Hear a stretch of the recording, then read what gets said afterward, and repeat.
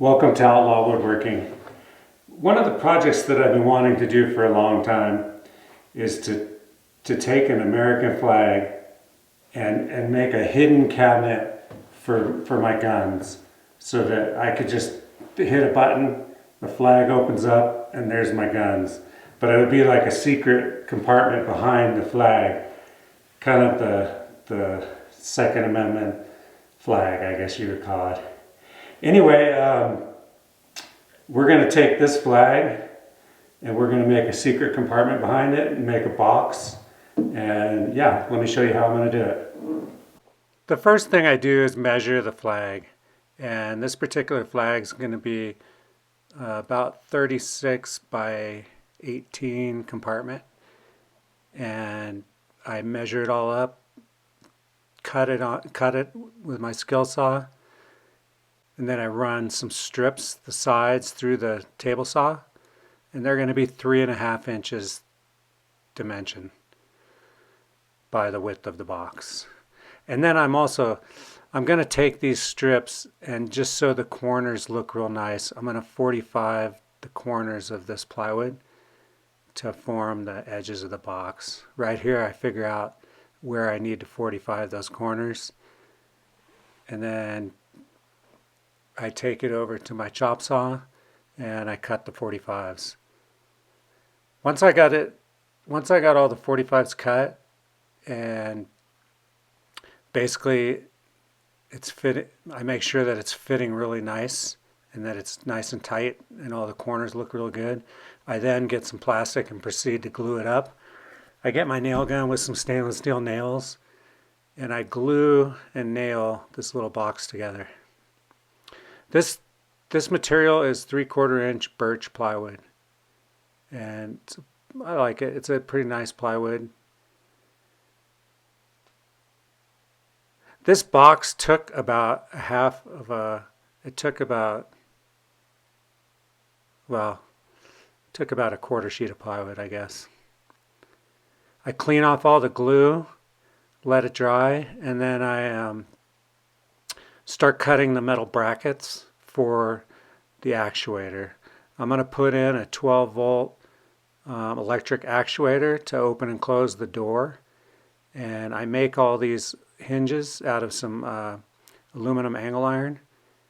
And right now I'm drilling all the holes. I'm using my Rockwell jaw horse to hold this down while I drill it. That thing's came in real handy. I mean, I then grind all the edges of where it's going to be going through the actuator so that the actuator can move up and down real nice without any friction. So I round off all the corners that are going to be attaching to the actuator. Once I get the actuator where it all looks good, then I proceed to get the bolts and start bolting it to the box. I didn't want the bolts to be seen, so the actuator is going to be mounted to the top of the box. So the bolts will be coming out the top of the box, so you won't, when you're looking at the flag, you won't see them at all. Right there I mark them, drill them.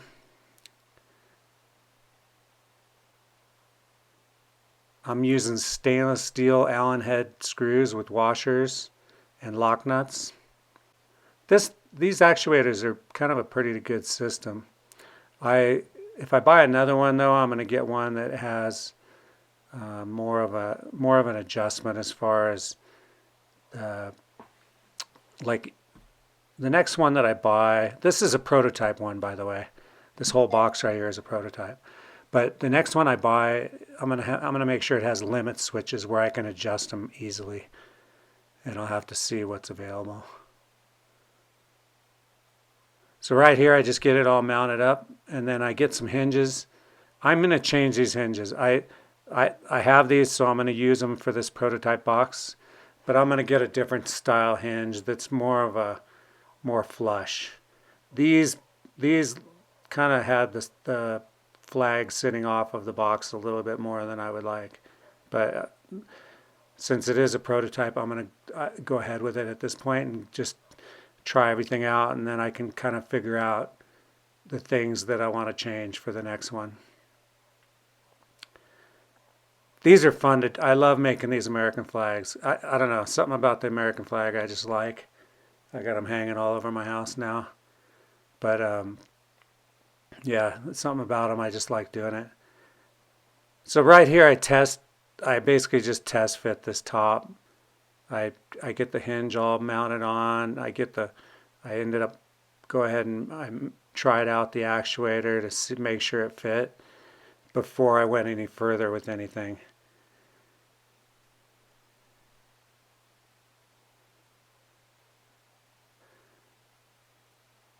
So right here I adjust the actuator, check it, and then screw it off to where I think it's going to work without binding up or anything.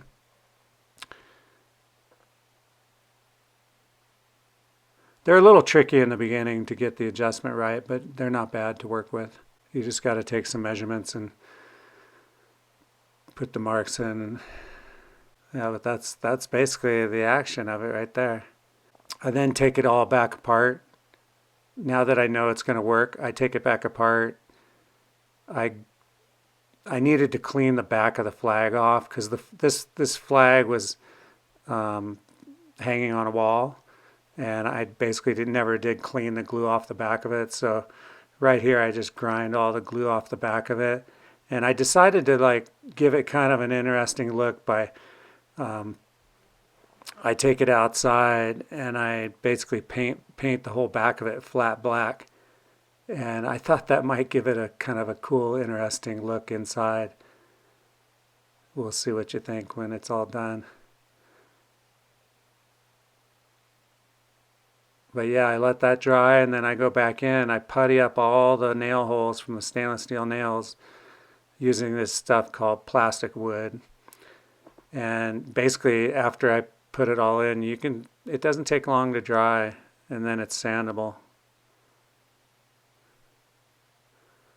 So after it gets dried, I sand it off, and then I apply some oil to the wood. And I'm really not going for any kind of too much of a color. It's just more keeping, having it look more of a natural look. Where it's being mounted, the wood's all really light, so I want it to kind of blend in with the wall. Like I don't want it to stand out too much to be, hey, why is that sticking off the wall so much, But so that oil gives it a nice natural look, and then I remount the flag.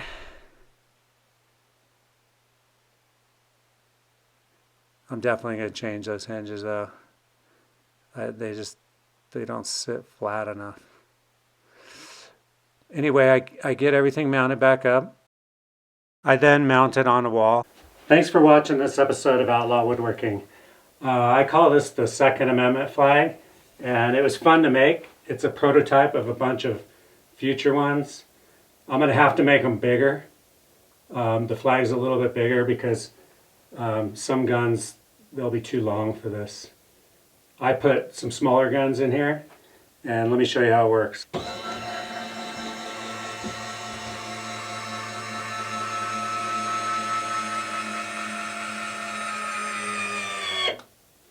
Basically, I put a .22 backpack rifle in here and a handgun, and it's powered off a 18 volt Milwaukee battery.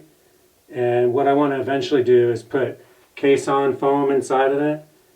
It's like 2 inches thick. I don't know if you've ever seen that before, but it's pretty cool. You can cut out the shapes of all the stuff that you want and just push them in, and they hold real nice. And then also I want to put a permanent 12 volt battery pack with an external charger, so that if something were to happen and the battery went dead, you could still get in there. Thank you for watching. If you like the video, subscribe, hit the bell, and yeah. Anyway, thanks for watching.